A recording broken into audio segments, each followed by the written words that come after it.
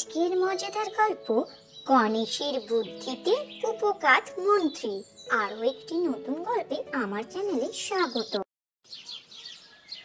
গণেশ দাদু, ও গণেশ দাদু, বাড়ি আছো?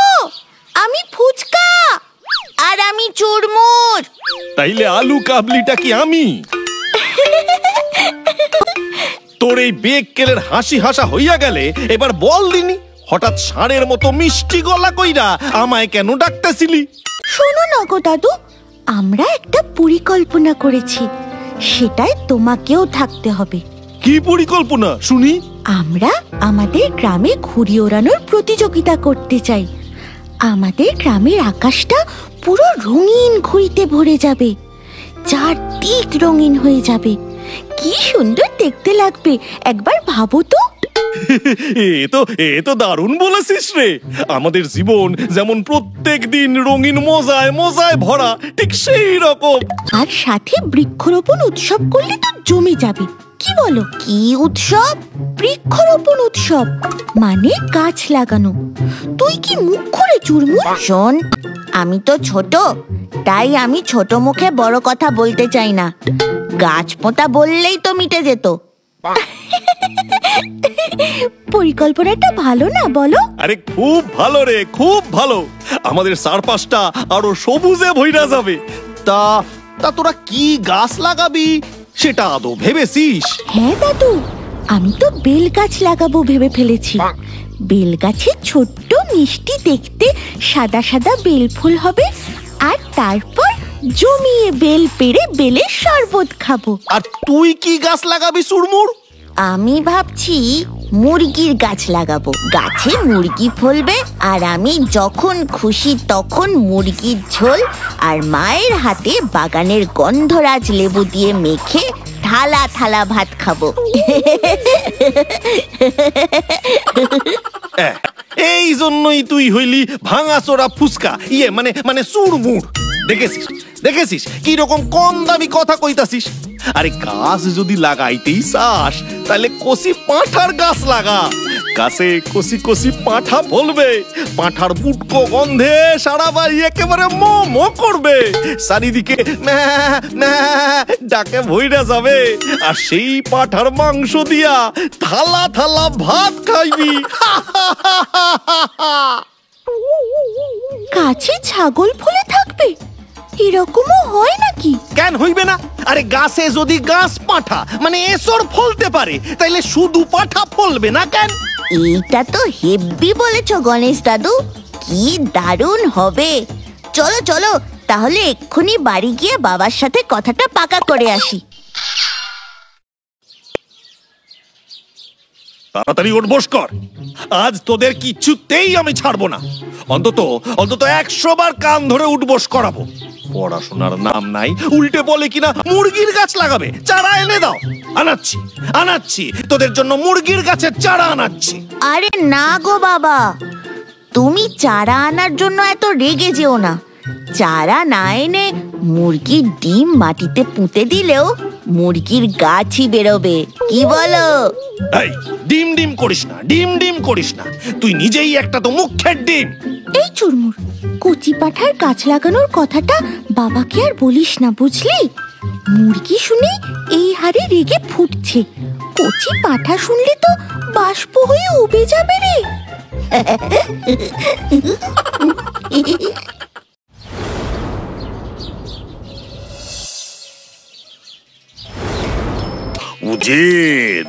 উজির বলি, ও উজির, লাটাইটা ভালো করে ধরো। আরে লাটাইটা ভালো করে ধরো, আমার ঘুড়ি যেন কেটে না যায়। এই তো হুজুর, আমি তো মক্ষম করে ধরে রেখেছি, ঠিক যেমন আপনার সিংহাসনটা ধরে রেখেছি।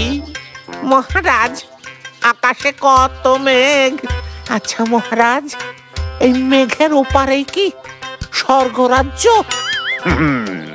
হ্যাঁ উজির, এই মেঘের ওপারেই স্বর্গ। তাহলে মাটির নিচে কি পাতালপুরি মহারাজ? ও বাবা, এসব কি জিজ্ঞেস করছে? তা তো আমার জানা নেই উজির। মহারাজ, আমি বলি কি, আপনি এই প্রশ্নের উত্তর চান জমিদার বিভূতি নারায়ণের থেকে। তার কাছে নাকি মহাজ্ঞানী গুণী পণ্ডিতদের সমাগম। তাহলে তাদের বলুন গণনা করে মাটির ঠিক কতটা নিচে পাতালপুরি অবস্থিত সেটা খুঁজে বার করতে। এটা তো তুমি উত্তম প্রস্তাব দিয়েছো উজির। খুব ভালো প্রস্তাব। এই ঘুড়িগুলোর মতো এবার বিভূতি নারায়ণের ঘুড়িও কাটার সময় এসে গেছে।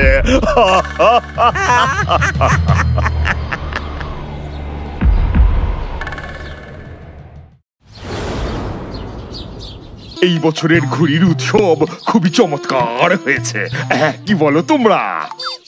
পেটকাঠি চাঁদিয়াল এক ঝাঁক উড়ছে, 7 রঙা রামধনু ঝলমল করছে, আকাশ বাতাস রঙে রঙে রঙিন, আমাদের জীবনে হোক রঙিন মজা প্রতিদিন। চমৎকার চমৎকার বলেছ কবি, সাধু সাধু।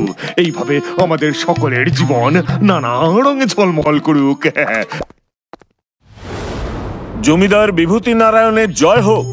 দূত, তুমি এই অসময়ে? মহারাজের ফরমান এনেছি হুজুর। আমাদের জীবনের নেভাতে আলো, মহারাজার দূত এসে করনি ভালো। ভোকাটটা হবে আমাদের জীবনের ঘুড়ি, মহারাজের চিঠিটা এবার পড়ো তাড়াতাড়ি। ইস, কি বিস্বাদ এই কবিতা! ধুর ছাই, এই নায়েব হাদার মতো না দাঁড়িয়ে থেকে ফরমানটা পড়ো। যথা আজ্ঞা হুজুর। প্রিয় বিভূতি নারায়ণ, আমার একটা প্রশ্ন নিয়ে আমি আমার দূতকে তোমার কাছে পাঠিয়েছি। দিন দুয়েক আগে শিকারে গিয়ে হঠাৎ মাঠের মধ্যে বিষ্ঠা ত্যাগ করার সময় আমার মনে একটি বিষয়ে কৌতূহল জাগে। মাটির নিচে পাতালপুরি আছে এই কথা আমরা পুঁথিতে পড়েছি ঠিকই, কিন্তু মাটির ঠিক কতটা নিচে পাতালপুরি আছে তা জ্যোতিষ গণনার মাধ্যমে বের করতে হবে। যদি কোনো পণ্ডিত গণনা করে এর সঠিক উত্তর বলতে পারেন তাহলে তিনি 5000 স্বর্ণ মুদ্রা পুরস্কার হিসেবে পাবেন। কিন্তু যারা গণনা করতে এসে সঠিকভাবে বলতে পারবেন না তাদের আজীবন আমার কারাগারে বন্দি জীবন কাটাতে হবে।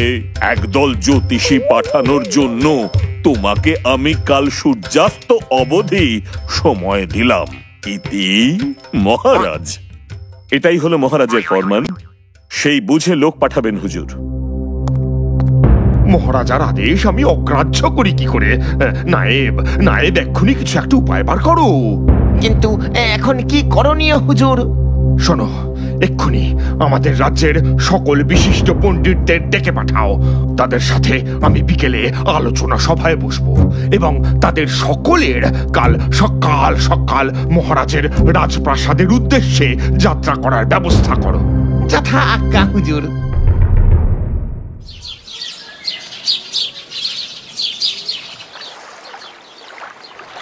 মহারাজের আদেশ মতো জমিদার বাবু একদল বিশিষ্ট জ্যোতিষী পণ্ডিতগণকে মহারাজের দরবারের উদ্দেশ্যে পাঠিয়ে দিলেন, যাতে সঠিক গণনা করে ফল বের করা যায়। এরপর বেশ কয়েকদিন কেটে যায়, কিন্তু মহারাজের দরবার থেকে কোনো সুখবর আসে না। একদিন হলো কি,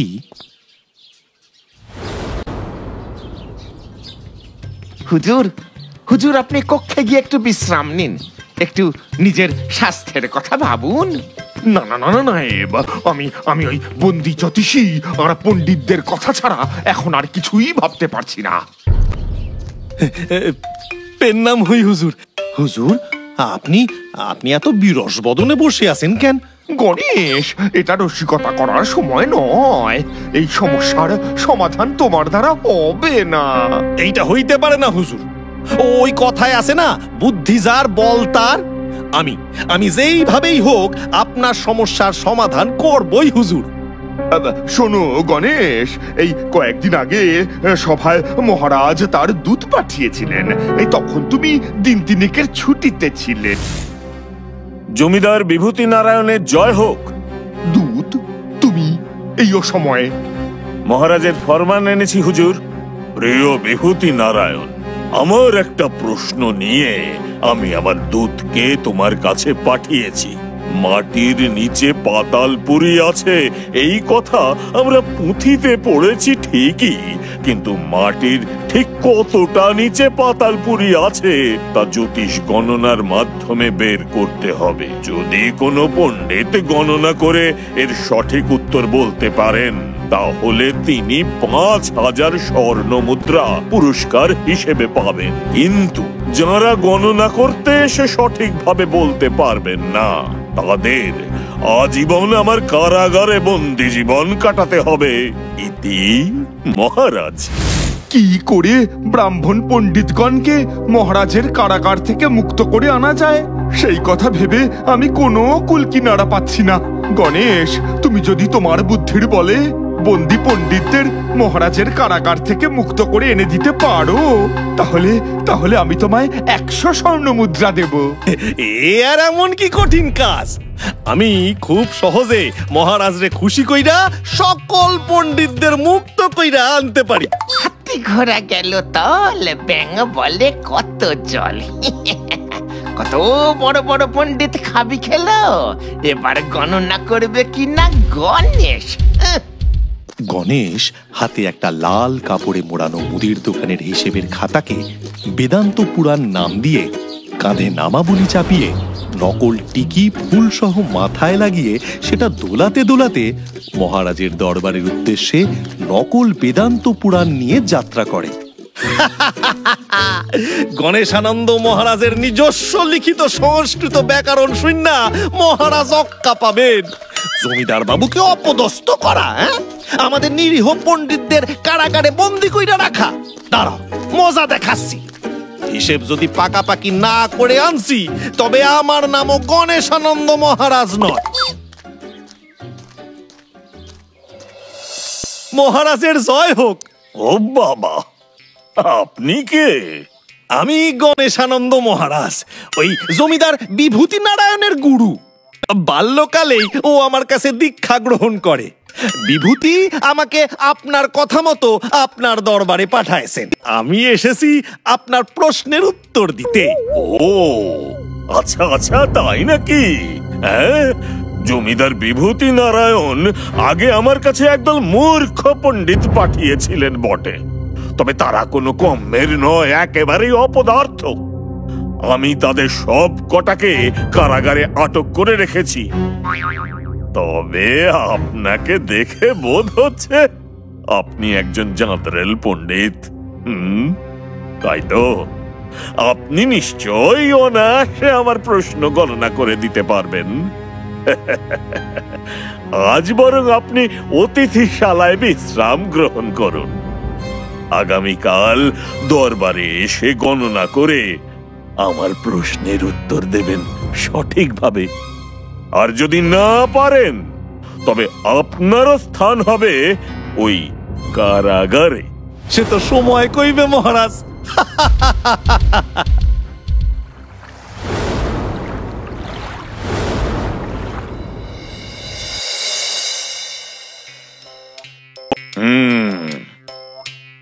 আপনি আমার প্রশ্ন তো জানেনই, তাহলে এবার উত্তরটা দিন।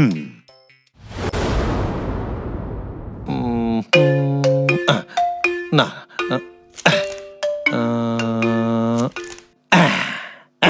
পাইছি। সর্বশাস্ত্র সারাং বেদাঙ্গ পুরনাম হিন্দু পাণ্ডিত্যন্নং সর্বসাক্ষী কিংকর্তব্য দ্বীপেন অভ্যাসূচি ভূতল গণনাম ভুলং ভলং ভুলং ঈশ্বরং জাগন্তি রাগন্তি ক্ষেপন্তি মারণান্তি রাজাং কপালাং দুঃখ আশতং। হে মহামানব, আপনার এই শ্লোকের অর্থ কি দয়া করে আমাকে বুঝিয়ে বলুন। আমি অধম, এই উত্তম সবকিছু কিছুই বুঝিতে পারিলাম না। সকল শাস্ত্রের মূল কথা হইল আমার হাতের এই বেদাঙ্গ পুরাণ। এই পুরাণ যে সে পুরাণ নয়, পৃথিবীর সকল ধর্মের সার এই পুরাণে আছে। জমিদার বিভূতি নারায়ণের পাঠানো হিন্দু জ্যোতিষীদের দিয়া কখনোই পাতালপুরীর রহস্য সমাধান করা সম্ভব নয়। তাদের কারাগারে বন্দী করে রাখা অনর্থক। পুণ্যাত্মাদের বন্দী করে রাখলে ঈশ্বর রেগে যাবেন এবং রাজার কপালে দুঃখ নাইমা আসবে।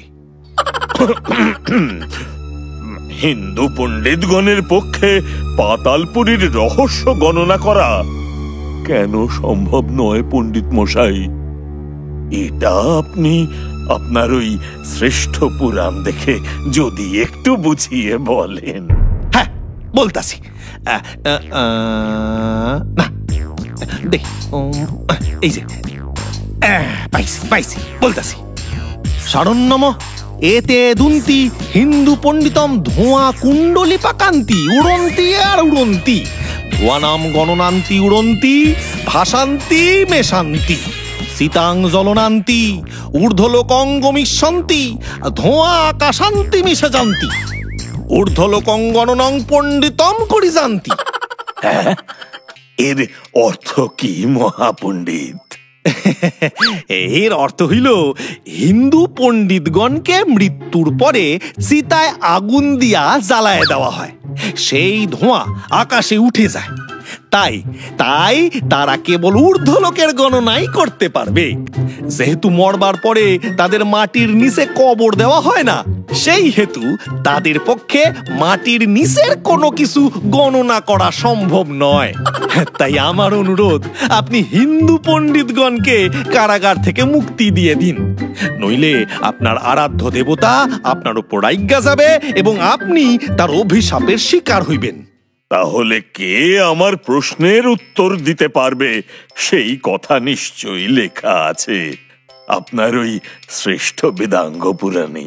হ্যাঁ, আমি ওদের সকলকে ছেড়ে দেব। আপনি শুধু আমার প্রশ্নের সঠিক উত্তর কে দিতে পারবে তার নামটুকু বলে দিন। হ্যাঁ, বলতাছি। এই যে পাইছি মহারাজ, আপনার প্রশ্নের উত্তরও লেখা আছে। দয়া কইরা একটু মন দিয়ে শুনবেন। হ্যাঁ, বলুন। যশ্বতী মাটিনং সাপান পড়ন্তি কেবল উহু করপান্তি পাতালং পুরিং রহস্যাধামি সমাধানস্য দানি। অর্থাৎ মহারাজ, যে সকল পণ্ডিতগণকে মৃত্যুর পর কবর দেওয়া হয় কেবল তারাই পাতালপুরীর রহস্য গণনা করতে সক্ষম। এখানে আরো লেখা আছে, এই যে উজিরাস্য জ্ঞানস্য বিরাটান্তি উহু কেবল অঙ্করপান্তি রহস্য সমাধান। এর মানে উজিরের পক্ষে এই রহস্য সমাধান করা সম্ভব। উজিরকে মাটির নিচে চাপা দিয়ে দিন, ও পাতালে গিয়া পাতালপুরীর রহস্য সমাধান কইরে দিতে পারবে। কি উৎপটাং কথা বলছে এই পণ্ডিত? এ আসল পণ্ডিত নয় মহারাজ, এ নকল। আমি নিশ্চিত করে বলতে পারি এ নকল। চুপ করো উজির, চুপ, মুখ বন্ধ। উনি যা বলছেন একদম সঠিক বলছেন। তোমার সঙ্গে এই বিষয়ে আমি পরে কথা বলছি। আগে এই মহামানবকে তার প্রাপ্য ধনরাশি দিয়ে সসম্মানে বিভূতির বাড়ির উদ্দেশ্যে যাত্রা করিয়ে দিই, আর কাল বিলম্ব না করে হিন্দু পণ্ডিতগণকে কারাগার থেকে মুক্ত করবার ব্যবস্থা করি। আর পর তোমায় মাটির নিচে পোঁতার ব্যবস্থা করছি, কারণ তুমি আমার এই সব প্রশ্ন করে জমিদার বিভূতি নারায়ণকে উত্ত্যক্ত করার বুদ্ধিটা দিয়েছিলে। এবার মহাপণ্ডিত গণেশানন্দ মহারাজ যখন বলেছেন, তখন তো এই প্রশ্নের উত্তর তোমাকেই দিতে হবে। হ্যাঁ উজির, তোমাকেই দিতে হবে। গণেশের বুদ্ধির জোরে আবার জমিদার বিভূতি নারায়ণ তার রাজ্যপাট এবং প্রজাদের মনে বিশ্বাস ফিরে পান। সকল পণ্ডিতগণ সময় মতো সসম্মানে ঘরে ফিরে যায়। আর গণেশকে প্রতিশ্রুতি মতো পুরস্কার ও বকশিস দেন জমিদার বাবু। গণেশ নায়েবের মুখে ঝামা ঘষে হাওয়ায় ভাসতে ভাসতে আনন্দে বাড়ি ফেরে।